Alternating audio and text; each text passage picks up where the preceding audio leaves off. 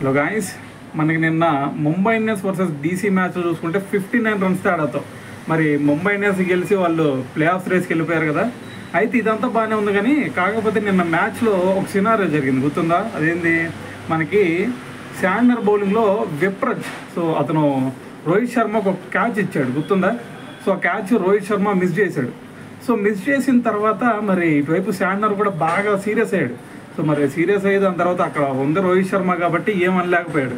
అయితే ఇదంతా గమనించిన హార్దిక్ పాండ్యా చూసుకుంటే మరి ఆ క్యాచ్ ఎప్పుడైతే మిస్ చేశాడు రోహిత్ శర్మ, సో తనని తీసుకెళ్ళి డకౌట్లో కూర్చోబెట్టాడు. సో మరి అతని ప్లేస్లో వేరే ఫీల్డర్ని తీసుకొచ్చి మరి ఆ ప్లేస్లో ఫీల్డింగ్ చేపించాడు. సో ఇది చూసుకుంటే కొంచెం హార్ష్ డెసిషన్ లాగానే కనిపిస్తున్నాయి, ఎందుకంటే రోహిత్ శర్మ ఒక క్యాచ్ మిస్ చేశాడని చెప్పేసి డకౌట్లో కూర్చోబెడతాం అనేది కొంచెం జీర్ణించుకోలేని విషయం. ఎందుకంటే మనకి ఒక్క క్యాచ్లు మిస్ అవ్వడం అనేది కొంచెం సాధారణం ఎక్కడైనా సరే, కానీ ఒక్క క్యాచ్ మిస్ చేశాడు అని చెప్పేసి డకౌట్లో కూర్చోబెడతాం అనేది కరెక్ట్ కాదని అయితే అనిపిస్తుంది. సో కానీ అంతకుముందు మనకి మహిళా జయవర్ధనే చెప్పాడు అతనికి కొంచెం ఫిట్నెస్ ఇష్యూస్ ఉన్నాయి, అందుకని చెప్పేసి అతన్ని ఇంపాక్ట్ ప్లేయర్గా కూడా తీసుకొస్తున్నాం అని చెప్పేసి. సో ఏదైనా సరే మరి ముందే తనని బయట కూర్చోబెట్టినట్టయితే బాగుండేది. కాకపోతే క్యాచ్ మిస్ అయిన తర్వాత కూర్చోబెడతాం అనేది కొంచెం చూస్తానికి కొంచెం ఇబ్బందికరంగా ఉందని అయితే చెప్పాలి.